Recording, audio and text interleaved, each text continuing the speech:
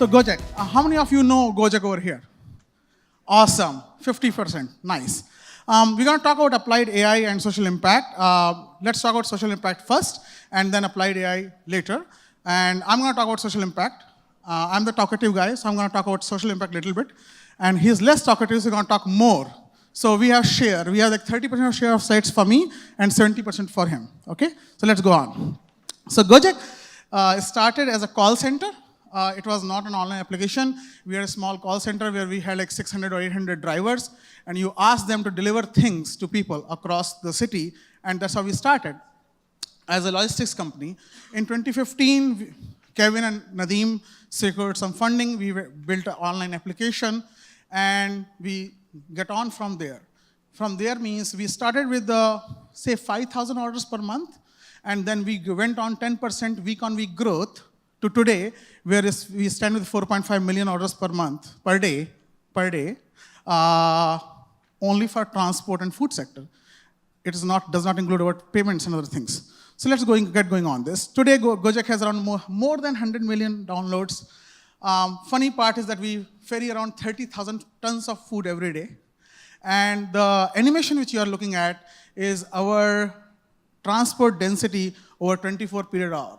So GO-JEK never shuts down, and it's only Jakarta. So we operate in more than 150 cities today. We operate in 4 countries, and we have more than 1 million drivers on our platform. So GO-JEK has been super app since beginning. So we do these many things, what you are looking at. And we do crazy things, like for example, we supply water gallons to your home. We get you a masseuse, we get you a beautician. Also on top of it, we transport a lot of food, a lot of couriers, and a lot of consumers who take our rides. At peak, around 180,000 people are going on our bikes during morning or evening rush times at one point of time. And apart from that, GO-JEK is the largest payment wallet. And today we're going to talk about more around what we do in terms of bringing all these services together to create a bigger social impact for countries like Indonesia, Philippines, Thailand, and Vietnam. So our driver super app is more about not only about drivers, but it's more about their well-being. So if you look at on the left of you, you'll see a nice, simple driver super app. But if you see right of you, on the other screenshot, it not only talks about just taking orders, it talks about how do we impact drivers. How do we allow them to get home loans? How do we allow them to upgrade from riding a bike to driving a car? And we do that. We have a lot of programs around that so that we can upgrade our drivers. And this is where a lot of pattern-based AI comes into place so that we can do efficient things for them. We can reduce their idle time. We can make sure that they get as many orders per day as we can afford. And also it does not cost a lot to our consumers as well. So given that, we do these kind of 6 things right now for our drivers. Home loans, health insurance, general insurance, accident insurance, bank account, ATM cards, and vehicle and electronics. For example, we are the only first company which actually allowed drivers to instantly withdraw their income as soon as they earn it. So today, our drivers can go to any ATM, and they have a virtual account, and they use our application to request money and then put their ATM card, and money can be given to them. So that is one of the first thing in Southeast Asia which we have done. If you look at this transactions, we process around 2.5 million transactions per day for our drivers to cash out. Because as soon as they earn money, and if they are going to buy something for somebody, they need that money again.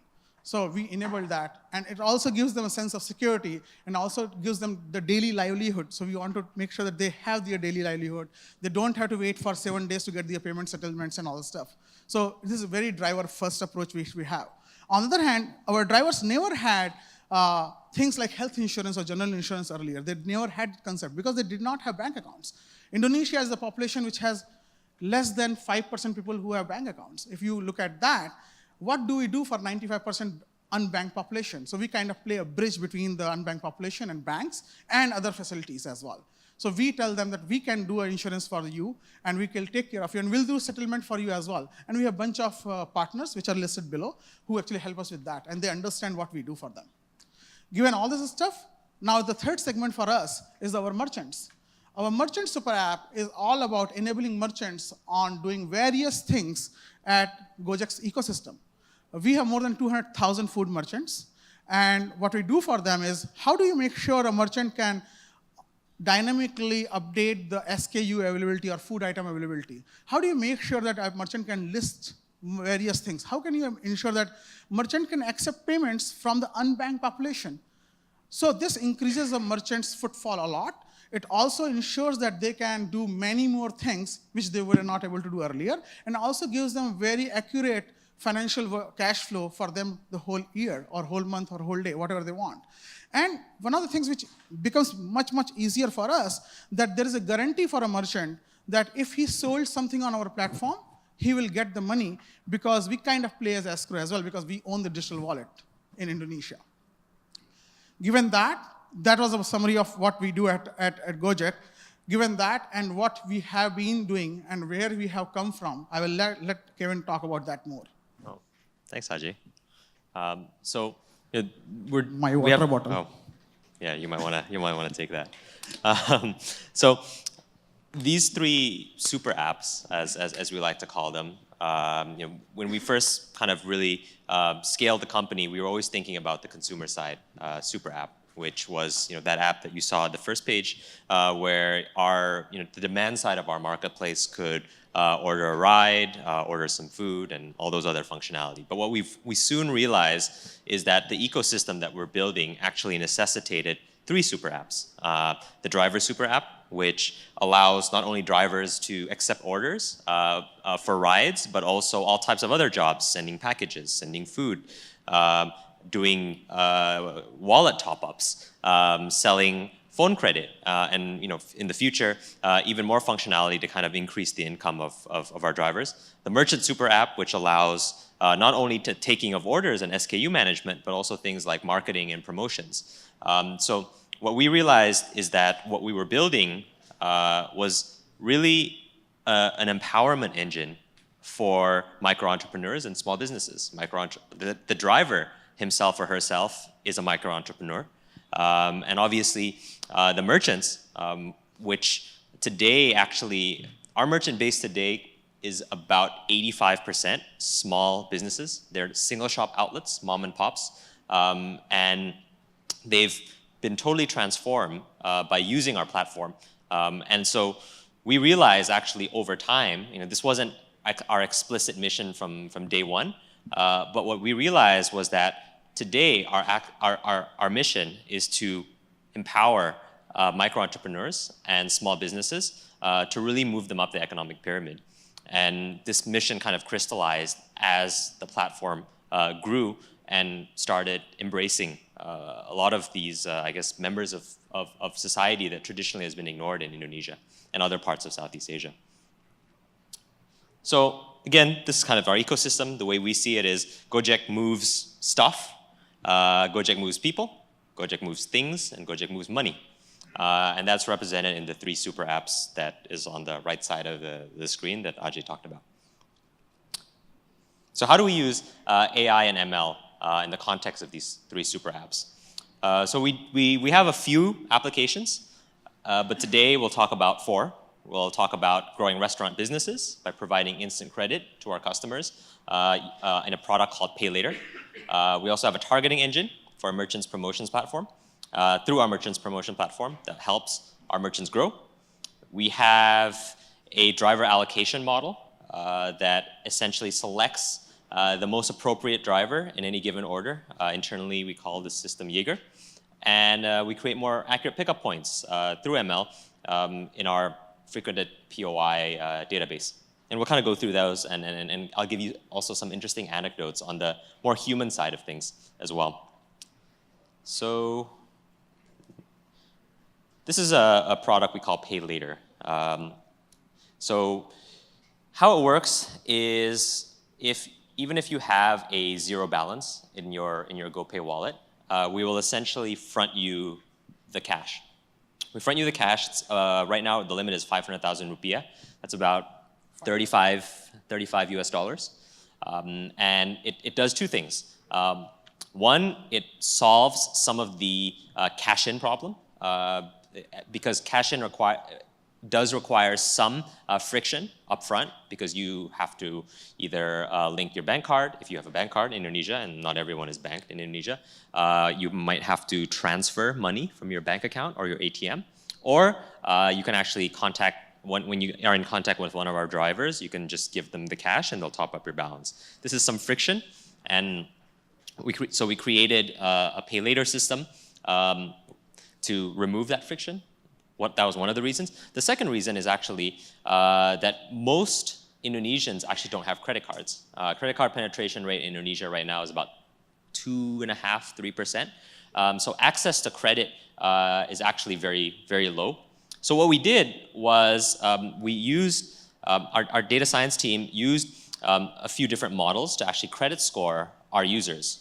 And because we have so many different services on our platform, ranging from transportation to food delivery to mobile top-ups to movie tickets, the quality and the richness and the depth and breadth of data that we have on our users is pretty unparalleled in Indonesia and maybe arguably in the world. And so we actually have built a credit scoring model where we can actually keep defaults or non-performing loans under 3%. While providing basically upfront cash to our users. And so what ended up happening, as you can see in this chart between the control and treatment groups, we've seen that the total spend per user and the total transaction frequency per user has gone up dramatically. It's gone up dramatically with non-performing loans remaining low, which means that we're actually giving credit to people who have no problems paying it off, effectively creating a credit card. And so what we've seen is that this growth has been pretty dramatic, and this growth actually fuels the growth of our merchant base because now users can spend more money and they can spend it more frequently. And they spend it on our merchant base, which is, again, 85% small mom and pop shops. So we've generated a lot of organic demand for our merchant base. Today, to the tune of, I think today on an annualized basis, we do about $2.5 billion of food sales, and 85% of these sales go to, again, those small mom and pops, which is actually one of the coolest things we do. And I think again, it wasn't. I think one of the interesting things was that we did not specifically set out to do this, but what we've realized as we built the food delivery business was that a majority of demand in Indonesia is actually in the long tail of merchants. It's not in the big retailers like McDonald's or Burger King or Pizza Hut. Most of the demand is actually in the long tail. But the problem was that the long tail did not have access to customer acquisition and distribution. And this has kind of been what the backbone of our business is. And it's services like Pay Later that continue helping us grow the business of our merchant base. Another thing that we do is we use ML to help target target users based on their food preferences. So this is not a great slide, I think, personally, but it's actually taken from our marketing brochure to our merchants. And this is a marketing brochure for our discount promotions and ads platform for our merchants. So today, if you are a merchant, you can actually market your services on our platform. So kind of like what you see Facebook and Google doing, where they actually help businesses gain awareness, we actually drive straight to the transaction. So any merchant wants to sell, let's say somebody wants to open a burger shop. You open a burger shop and you say, hey, I want to spend $20,000, $10,000 on acquiring a bunch of new customers, and I want customers in a 2-kilometer radius from my burger shop who have a historical preference for burgers. We can do that. And this platform today actually drives a lot of the business growth that our merchants are enjoying today. And the uplift has been pretty dramatic, where after spending money in a lot of these different types of programs that we have, you can actually see that the weekly transaction uplift versus the last 4 weeks before they actually started enrolling these programs, the growth has been anywhere between 20 to sometimes even close to double, 20% and sometimes even close to double. So that's pretty cool. So Jaeger is our model that helps select the best driver for any particular order. So before we had this ML model, how drivers were selected were based on just distance, right? So whatever driver was nearest, whatever driver had the best ETA, they would be selected. And oftentimes, this was not the best variable from the perspective of having a completed order. There are many reasons, like certain drivers might have preferences for certain areas, certain destinations. Maybe certain pickup points weren't very desirable for a certain driver. There could be many, many reasons. And this is kind of a bit of a hallmark of maybe a developing nation where there's a lot of unknowns relative to the, I would say, pickup point that isn't really captured in the typical kind of ride-sharing flow. One example of this is some drivers are not comfortable doing mall pickups. If you're on a motorcycle, sometimes mall security guards will kind of shoo you away from a pickup, and some drivers might not want to have that experience. So even if that driver is the best place to pick up that order, this driver might historically not like doing this. That's just kind of one example. So what we did with Jaeger was we had a model that actually predicted on a driver by driver, customer by customer basis, which driver was the right one to be selected for this order, and actually drove a significant amount of incremental transactions. And what this means is, okay, this is cool from the perspective of increasing our core business metrics. But what's really interesting about this is the human aspect. So a few things happen here. One is on the definitely positive side, and the other is maybe a little bit on the negative side. And this sparks a lot of debate that we have internally. So on the positive side, we generated an incremental transaction. So that's great. That driver got an additional order, and it rewards drivers who want to be productive. If you're productive, if you want to pick up a lot more orders, we will send you more orders. The model will predict that you are more likely to complete an order, and you'll get more. Right? So that's great. But then the other side of it that promotes like some debate right now is that sometimes once this model really scaled, we started getting complaints. We started getting complaints from drivers saying that, hey, why don't I get orders anymore? And it was very noticeable when we really scaled this model to more than 50% of our traffic, these complaints start coming in. And so this kind of sparks a debate internally. Do we have to start factoring in other things like fairness? Like when especially for motorcycle drivers, because in Indonesia, these motorcycle drivers kind of congregate actually physically next to each other, and they hang out with each other. And they kind of see that, hey, the guy next to me keeps on getting orders. I get a lot less orders. What's going on? So this is kind of the human aspect of, when you think about these ML models that are optimizing based on some objective function, there's also a human part of it that actually, sparks a lot of, I guess, interesting debate on, how should we actually take action based on, some of the recommendations of the model.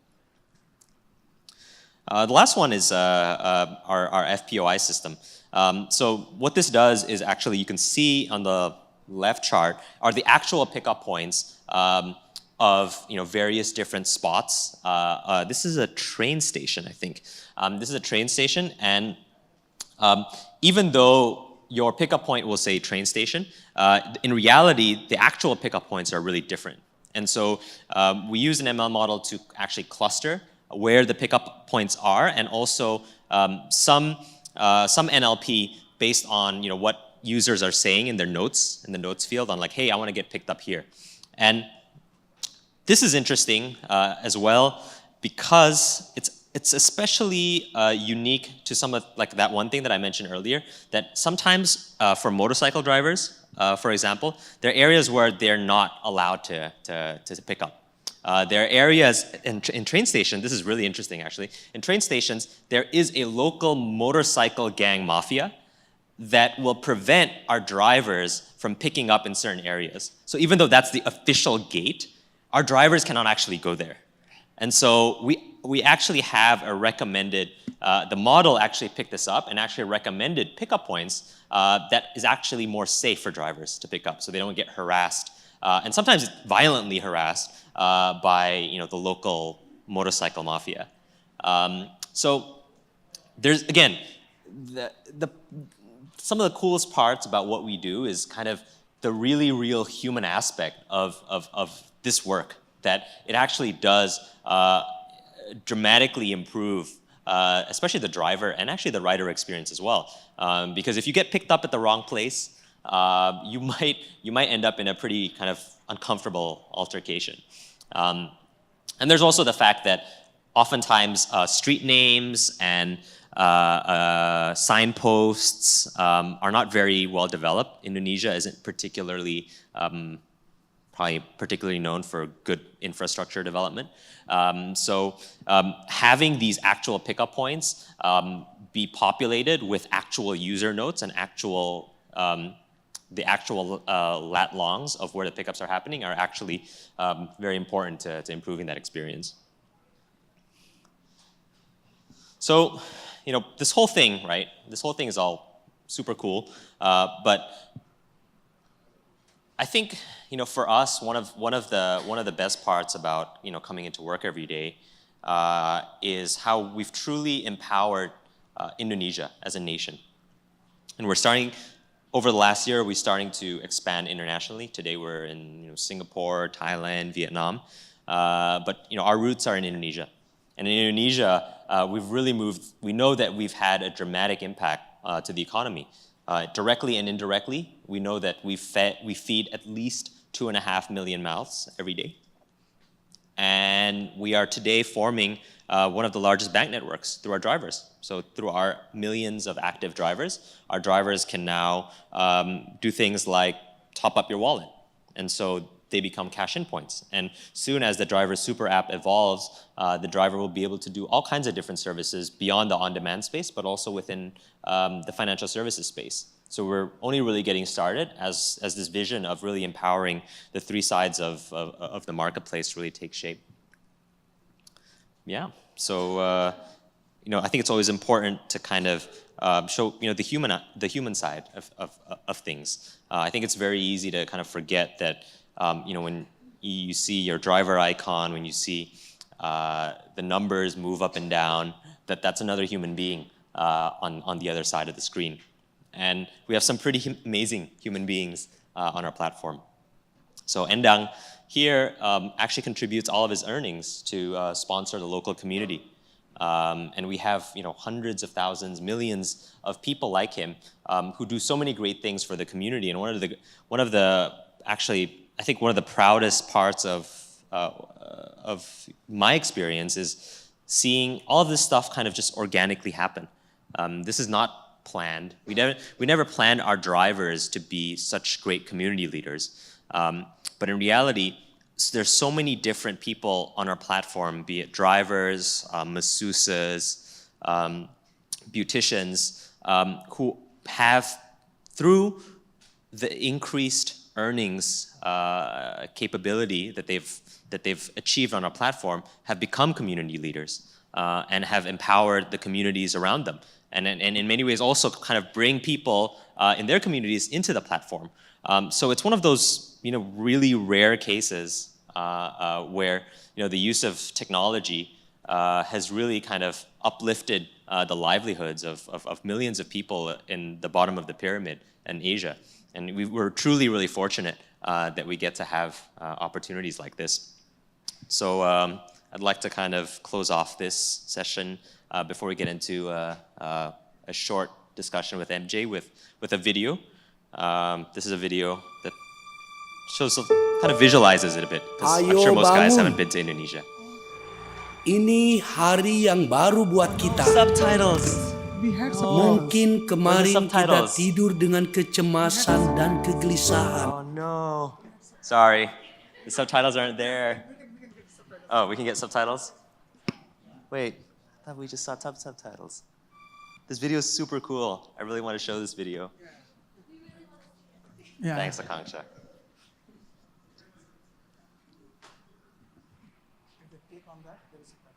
No? Okay. I trust you guys. Ayo bangun. There's no video. Ini hari yang baru buat kita. The video. Mungkin kemarin Huh? Yeah. We are trying. Sorry. Tech I'll go support. back for tech support over there. Tech support. I'll go figure it out. No, so maybe you can. All right. Let's do Q&A. Cool. Let's do Q&A. So, what's the best part about your day working at GO-JEK? I think I never thought that the company would ever be this big. Frankly, I think we had much more modest ambitions. So I think the best part of my day is kind of just walking in the office and seeing literally hundreds and hundreds of people who are super excited about what they're doing, and what they're doing, which is also kind of one of the best things about doing what we do, is again working closely with drivers and merchants, and really moving them up the economic pyramid, while also growing our business. And it doesn't have to be kind of zero sum, where if we have to grow our business at the expense of others. For us, our growth is the growth of our drivers and our merchants.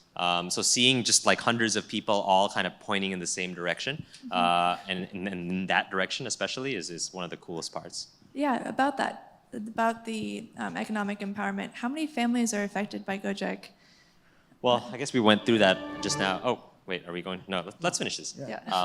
I mean, today, I would say there's at least 2.5 to 3 million families that we impact, and it's also interesting that I think a lot of governments in a lot of countries say that small business is the backbone of their economy, but very few actually really do much about it. And so for us, empowering these families that are small businesses that are funded through small businesses is again just really cool. Yeah. That's awesome. And you guys were recently mentioned in the Bill and Melinda Gates annual letter. Yeah. Do you want to talk a little bit about that or what that was like? Okay, so it was a really big honor for us to actually. So Melinda Gates came to Indonesia, and she wanted to see what are we doing for women driver community and what are we doing for women in Indonesia. And then she met a bunch of our drivers, bunch of our people, and they saw the impact. And actually this year, we are the number 9th item on the Melinda and Bill Gates Foundation's annual letter, which they clearly talk about the social impact and the kind of impact we are creating on the economy and the people and society. And it's a very proud moment for us in that sense. Apart from that, actually, last year we got listed by Forbes as one of the social impact company in the world, which is impacting the world through technology. And we are the only one from Southeast Asia, while there are many more ride hailing and then many more digital ride companies, but we are the only one which are listed over there. That was another proud moment for us, yes. So that was it. Thank you for asking. It's great. I think the video might be ready. So Okay, take it. cool. These videos Yeah. always make me cry, just Yeah. to let you know. So get out a tissue. Yeah. There's- We have the subtitles now, so you It's can so understand what it is. intense. Yeah. And this video is 2 years old, so things have changed since then, but this still holds very true. So Yeah, please and- go on. Yeah, this is just a great way to visualize what it's like to live in Indonesia, in Jakarta mostly. ayo bangun. Ini hari yang baru buat kita. Mungkin kemarin kita tidur dengan kecemasan dan kegelisahan. Gelisah karena takut lapar lagi. Gelisah karena uang sekolah anak yang semakin mahal. Gelisah karena rutinitas, ancaman PHK, musibah. Ayo bangun. Ini hari yang baru buat Indonesia. Hari ini kita bisa memilih untuk tidak takut lagi. Memilih untuk bebas. Bebas berkarya. Bebas berekspresi tanpa takut lagi. Bebas untuk memilih tantangan baru, menciptakan kesempatan baru. Bebas untuk terus dan terus belajar. Bebas untuk bahu-membahu. Bahu-membahu untuk Indonesia. Hari ini akan lahir lagi satu mimpi baru. Ayo bangun Indonesia.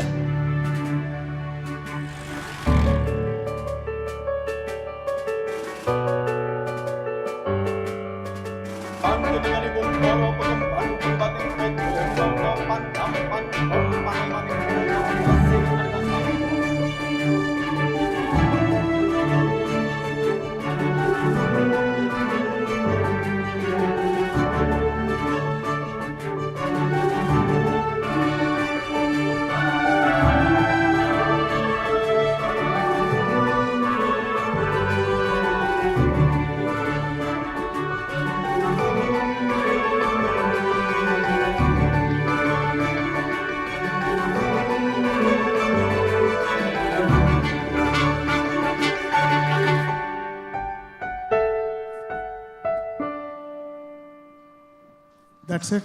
Thank you.